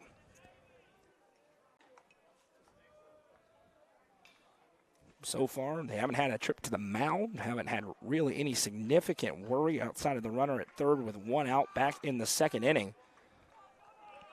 Here comes the 2-2 home. Fastball. This one's barreled up into right field. More work for Carson Holroyd, but he makes it look easy as he ranges over to his left to make the catch. 1 up, 1 down to the leadoff hitter in the order. And now Inman, he's flown out to left, flown out to short, and flown out to right. To bring up Tanner Gaines, he is 1 for 2 with a strikeout looking and a single so far. He was caught stealing. As Coach Strombarger on the PitchCom device gives the call into rookie Allison for the first pitch of the AB. Yano likes it. He goes quick, showing bunt. That's a sick breaking ball in there for a strike 0-1. One of the best pitches of the outing so far for Julian Yano. Or as they called him at Friendship Christian, Julian Lano. Here comes the 0-1. That breaking ball again. 0-2, and now you can rev up the gas on a heater after throwing that breaking ball a couple of times. See if he does it or goes back to it. The 0-2. He went to the breaking ball this time. It bounces in, 1-2. I'm more aggressive than some. I'm throwing heater every day of the week. 0-2 after 2 breaking balls. Here comes the 1-2. There's the heater. Misses outside. 2-2. This next pitch will be number 84. longest outing of the season for Juju Yano. Start number 2. He's appeared in a couple of other games as well. 2-2, breaking ball, swung on and missed. Strike 3. Throw down to first to secure the out, and it is another Birdie's Lounge strikeout for Juju Yano. 2 up, 2 down, and to bring up Carson Stansel. He's 1 for 2 with a single and a ground out so far.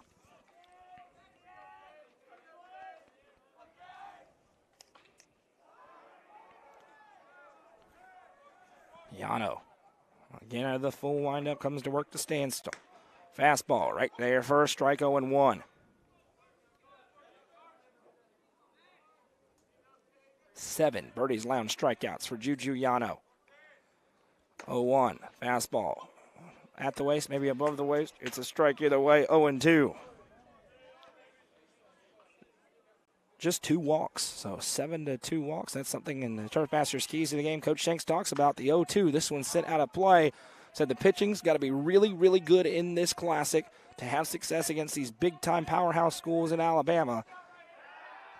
High strikeouts, low walks. Yano's done both of those so far. He's looking for one more, though, with an 0-2 count to the 3-hole hitter, Carson Stansel. 0-2, breaking ball. He just fouls it off. And we'll do it again at 86 pitches. If he records this out, you almost have to give him an opportunity to come in for the complete game. We'll see if they do. Coach Shanks likes that closer roll sometimes, though. The 0-2 breaking ball, and it bounced and hit him. Caught the bottom of the cleat of Carson Stansel. So he reaches on the hit by pitch. First one of the game. And now that could change the complexion just a little bit. Cleanup hitter Bennett Johnson going to stride in here, trying to do some damage. He was the one player who's gotten to third for Cullman. It was back in the second inning after a walk. He advanced on one wild pitch. Now he calls time with a runner at first and 2 outs. Third base coach wants a word, and I think they're going to have a runner come in for Stansel. There will be a pinch runner into the game here. More speed on the base paths for the Bearcats. And they're from just over an hour away from here north. We passed by on the way to Hoover. Hoover just outside of Birmingham. Upperman, a little bit more of a drive. 4 hours from Baxter, Tennessee. Yano steps off as Johnson wasn't quite ready. Now he steps in. He's got that big wide stance. Front foot way in front, right on the line of the batter's box. First pitch, fastball across for a strike. Allison throws behind the runner. The tag was close. He got him on the leg that was coming in, but he does get there in time. 0-1. That's a great throw by Allison and a good tag by Alec Wilson. Check over here for Yano. He's going to throw over. The runner's back in time. 88 pitches for Yano. Now that's starting to become a real factor. Needs this out here. We're in the top of the 6th inning.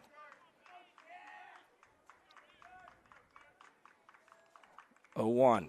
Good fastball in for another strike. 0-2. This is the perfect game Buccaneer Classic. The Hoover Buccaneers. That's the host school. And we will see them taking on Upperman on their home field on Saturday. Another powerhouse. And wait till you see the field that we'll be at for that game. Here comes the 0-2 from Juju Yano to Johnson. Kicks and deals. Swung on, fouled off. They're battling. We'll do it again. Johnson is the cleanup hitter in the order. He's walked and flown out. Right behind him is Brooks Heatherly. If you're Yano, you get him out. You're facing the lower half, whether it's him or Curtis in the 7th, with a chance to slam the door and get out of here with win number 8. Yano toes the rubber, delivers home, breaking ball. This one sent up into the air in foul territory. Wilson gives chase, but it's going to get out of play, and we will do it again. Little chilly, but you can't complain. 57 degrees right now in Birmingham. As my phone says, we're in Hoover, technically. 0-2 again from Juju Yano. Delivers home. Fastball. This one sent out into right field. Long way for Holroyd to go, and it bounces in. Runner heading to third. And it'll be runners at the corners here for Cullman. After the 2-out single, and it's decision time for Wes Shanks. Does he let Yano go with the game-tying run at the plate, or will he bring in Wyatt Curtis? It looks like he's going to let him go here.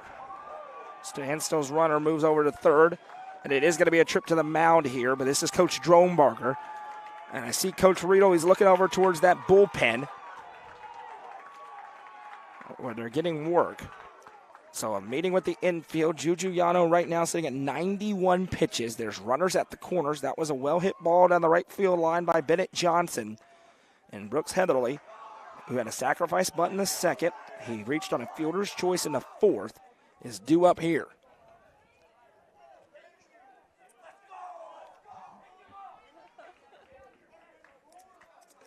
Pivotal moments in the ballgame. Upperman's been working relatively stress-free to this point. That changes a bit here, but there are 2 outs in the top of the 6th. This is why they're here. They want to get tested. They want to have to work through these situations. Out of district, out of postseason.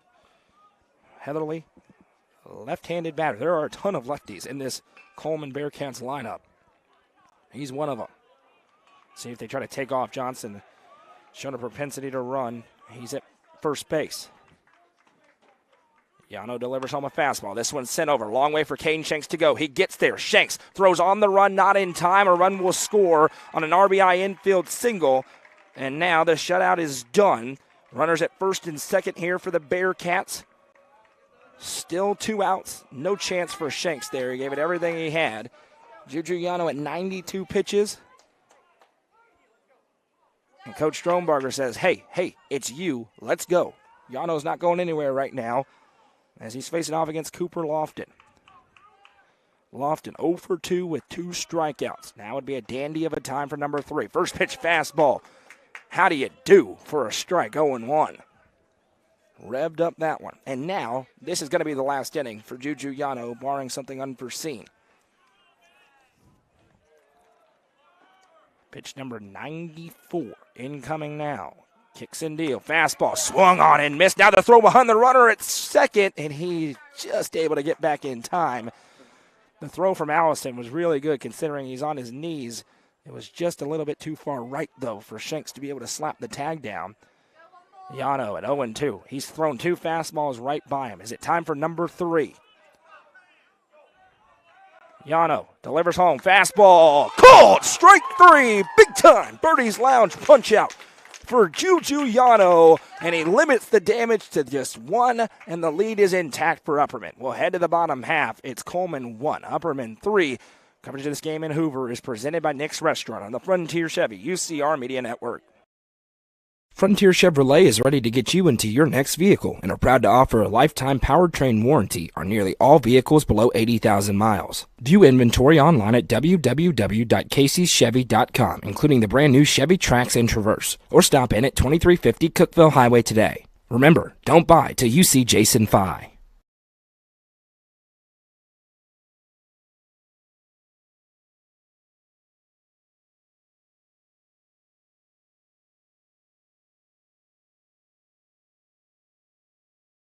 Juju Yano with a big-time Birdie's Lounge strikeout to retire the side.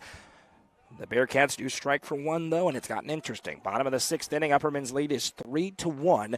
Justin Fallon, Alec Wilson, Chris Worsing in this half inning trying to add back on, get that run back, and then some. And once again on the mound is Fisher Dahlke. He's had 1 rough inning where 3 runs came across. Other than that, he faced 3 batters in the first, 3 batters in the third, 3 batters in the fourth, 3 batters in the fifth. Upperman has been on the base paths, but they've been thrown out 3 times trying to steal against Jonah Inman. And Dahlke's worked clean outside of that inning as the first pitch misses for a ball 1-0. And now there's a little noise coming out of everybody's dugouts around this ballpark. Here comes the 1-0. That one, a breaking ball. Doesn't quite catch the zone. 2-0. Dahlke now, his pitch count's up there. He's at 95. So Upperman would love to chase him out. I mentioned they played 10 innings yesterday. He had to pitch in that game. 2-0 upstairs. And now 3-0. Alec Wilson on deck. Would love Fallon to reach for the 3rd time. I would guess he's not going to try to steal again, but I've been wrong before. Inman has caught everybody today. Here comes the 3-0 fastball. That's across for a strike, 3-1. Tomorrow, your viewing is taken care of. Here in Hoover for 2 games. Then you've got Livingston, Smith County as the 3-1 pitch to Fallon. He went chasing at ball 4. It's 3-2. It runs full. He was seeing 400 on that one as the fastball was upstairs. And then, of course, the Tennessee Volunteers, hopefully, punching their ticket to the Elite Eight against Creighton. It's the only plus side of a 9 p.m. start for the Vols. Here comes the 3-2 pitch. Fallon rips that one, and it's a 3-hit day for Justin Fallon. Leads off the bottom of the 6th with a single. Here comes Alec Wilson. So far, Fallon's been 3 singles, but he's been caught stealing twice. We'll see if they test Inman one more time. There's a little bit of that competitive fire in you that says, forget this, I'm going to go. I would be surprised, but hey, I've been surprised before. And now a trip to the mound here for the Bearcats. He's at 99 pitches. It may be time for a change, and this is not the same coach who came out before. I believe this is their head coach. And it is time for a Hall of Sports and Outdoors call to the bullpen for Cullman. Justin Fallon's 3rd single chases the starter. New pitcher when we come back. Don't go anywhere.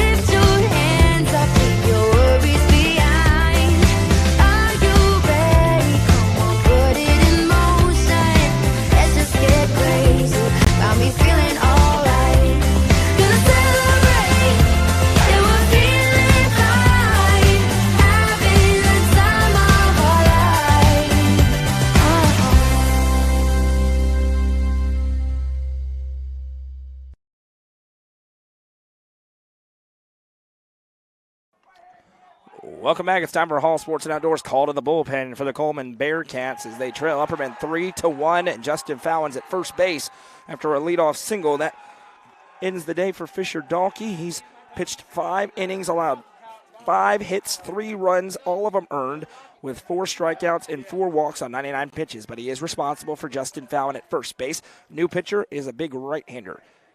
Number 2, Caleb Heiss will step in here, and that changes things because Dalkey was a little bit shorter. He's a left-hander. Now you got the big, tall righty, and Alec Wilson looking to get it rolling here. He's 0 for 2 with a ground out and a strikeout. This could be a time for a lot of teams. You see him try to drop a bunt down. I don't think you're going to see that here with Upperman. Let Wilson try to barrel something up into the outfield. Fallon, will he try for number 3 against Jonah Inman? He's got a healthy lead over there. Right-handed pitcher, you can get a little bit more aggressive out there with the lead. So not looking right at you.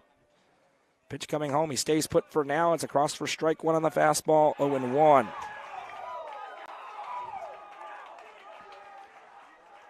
Game behind us started at the same time. They're in the 4th inning. Here we're in the bottom of the 6th. That tells you we're zipping along here in a strong, very well-played game. No errors for either team. Good pitching. Some solid ABs. It's been a good baseball game. Why the Bees are here.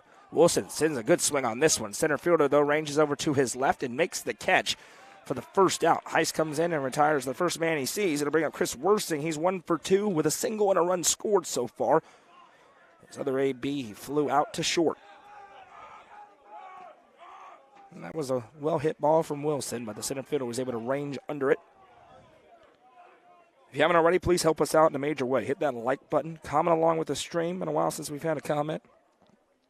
Deborah commented, cheering on Juju and the Bees. Hit share if you haven't already as well. First pitch, breaking ball, misses outside from Heiss, and it's 1-0.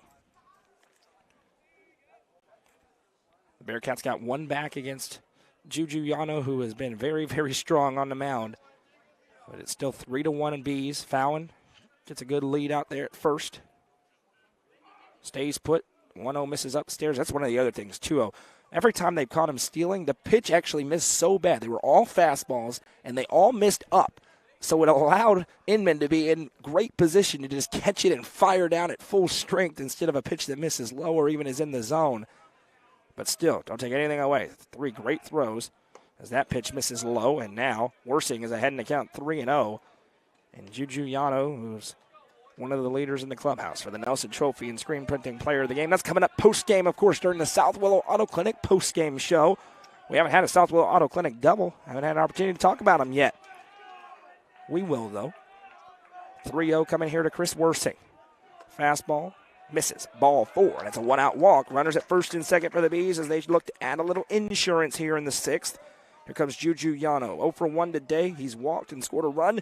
Struck out in his other appearance, but of course his first one here against Caleb Heiss. If you missed it, Upperman back in action tomorrow on a doubleheader at 2 o'clock against the nationally ranked number 5 Bob Jones squad. And then followed up at 4:30 against Prattville out of Alabama. Caden Shanks going to take on a nationally ranked team. Yano shows bunt, then pulls away before the pitch was released, and it's a ball, 1-0. Shanks, he's got a sub-1 ERA, a bunch of strikeouts, and he needs the goods tomorrow against Bob Jones. They're going to face a kid who's already signed with Mississippi State. Yano again shows bunt. This time, backs away as the pitch comes across first, strike 1-1.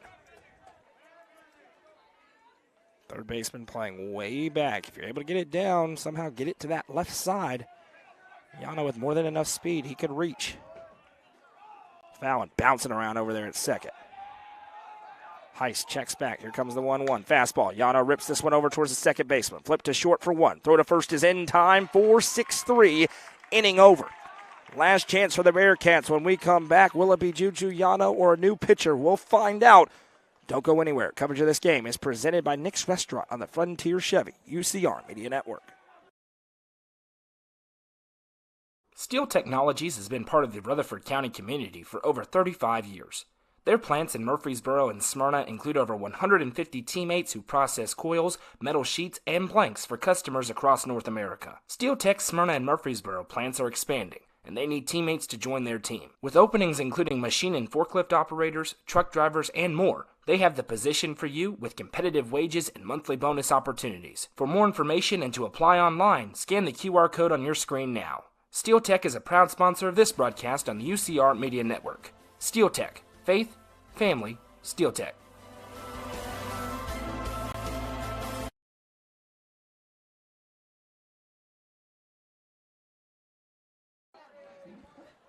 Coach Wes Shanks is rewarding Juju Yano for the gym that he's pitched so far, and he's trusting him to try and slam the door here and finish out a complete game against the Cullman Bearcats. He'll face off against 7, 8, 9 of the order.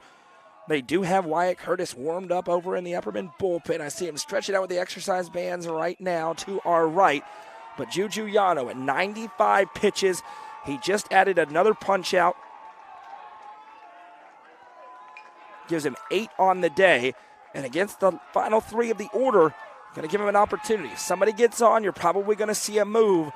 But there's a lot of trust in that junior on the mound. You remember the last time he pitched a complete game. It was in the state tournament in a winner-go-home elimination game, and he rewarded their faith with a big move. And we're going to have, I think, some movement here potentially. The 9-hole is going to have a new pinch hitter in. So Wyatt Buchanan is not going to bat. They've already told the umpire what it is. That gets us ahead, and we love that. Props to the Cullman coach. We don't need to just wait until it happens. We know what's happening. That spot's definitely going to bat. Let's get it all written down, and let's go. But Case Edwards going to lead off this inning. He's 0 for 1 with a walk and a strikeout looking. Juju Yano trying to close out one of the best performances by an Upperman pitcher all year. He's going to have to gut it out, though, at 95 pitches, 64 of them strikes. And I love this decision for the coach. As a bunt is shown now, gets it down. Yano going to come up and field it cleanly, loads up, and that's easy pickings for Juju Yano. Throws to first. 1 pitch, 1 out, and that's a great catch by Alec Wilson. As the throw was behind the runner, he goes over. That's a really good play by the first baseman. And if you're Yano and you've thrown 96 pitches now, that's a dream. A bunt right to you. It'll bring up Coulter Bowen. He's 0 for 2. He grounded into a double play. And he and struck out so far in this one. He's first pitch swinging here. This one's at Evan Huddleston. 2 pitches, and it went off his glove. It's going to allow the runner to reach second with ease. Huddleston goes all the way back to the fence for it. Runner takes off towards third. Here comes the throw in, and he slides in safely. On the error, it's going to allow a runner to be 90 feet away here for the Bearcats. Aggressive base running. And now the pinch hitter will stride in. And we'll see if that is it, as Yano was looking at 2 pitches, 2 outs instead. The game-tying run is at the plate here for Cullman. And it's Andrew Owl who is going to check in. A-W is how his last name is spelt on their roster. So Andrew Owl steps in. And Juju Yano against the pinch hitter. First pitch swinging. This one grounded over towards Caden Shanks. He's going to throw to first in time for the out. And the Bearcats down to their final out, but they do get the run across. And it's now 3-2. So a smart play by Caden Shanks. There's no throw to home there. You need the out, you get it. Now, Jonah Inman, who's been the star of the day on defense, has the bases empty in a 1-run game representing the game-tying run. But he's 0 for 3 offensively with 3 foul outs, and it's his 4th meeting with Juju Yano. 99th pitch coming up here from Yano. Breaking ball. This one's fouled back, so he'll be at triple digits on the next one.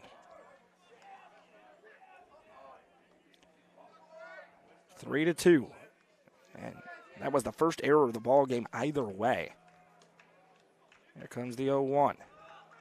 Fastball right there for strike 2. The Bearcats down to their final strike tonight.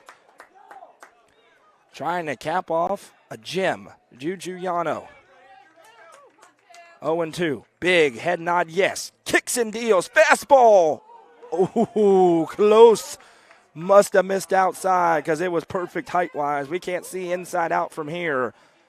Inman awaits the 1-2 from Juju Yano. Kicks and deals. Breaking ball bounces in. 2-2. Overthrew that one just a little bit. 102 pitches for Yano tonight. Only 1 earned run surrendered.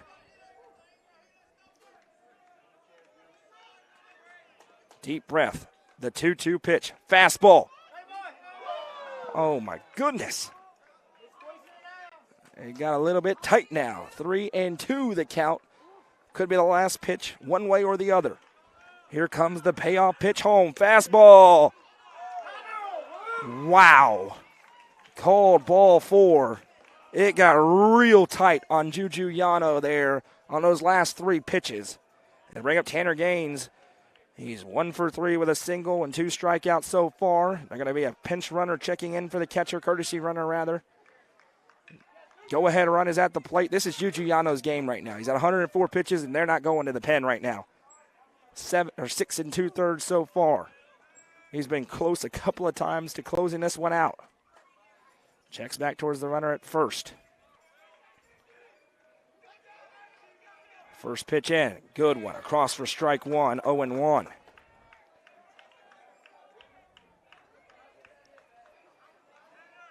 Yano again. Trying to finish this ball game. Start out the run in Hoover right. 0-1.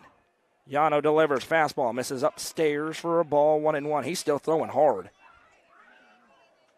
This is going to be, I would believe, the last batter he faces. If he gets him out, it's over. If he doesn't, it's probably going to have to be a change on the pitch count as he's at 106. Check over towards the courtesy runner at first. 1-1 coming home. That one swung on and missed. And once again, the Bearcats down to their final strike tonight. Trying to knock off a 6A team in their home state. Open up this Buccaneer Classic in Hoover. Juju Yano. The 1-2 pitch. Delivers home. Breaking ball, and he lays off. Deuce is wild now. 2-2 with 2 outs. Runner at first. A 1-run Upperman lead. They got all their runs in the second. Bearcats have gotten 1 back in each of the last 2 half innings. The 2-2 from Yano out of the stretch. Sets, kicks, deals, swung on, hit over towards Shanks, fields it, bobbles it, and another error. Extends the game again. Second error of the inning. Second error of the game. And now runners at first and second, and it's decision time for Wes Shanks as Yano is gutting it out, but he's at 109 pitches. He's standing outside of the dugout. And I hear some of the fans saying no. Alec Wilson says no. They want him to finish this one out. The team made it clear. They're rolling with 2 on the mound right now. Runners at first and second now. There are 2 outs. He's been so close. The 110th pitch for Yano. Fastball, foul out of play.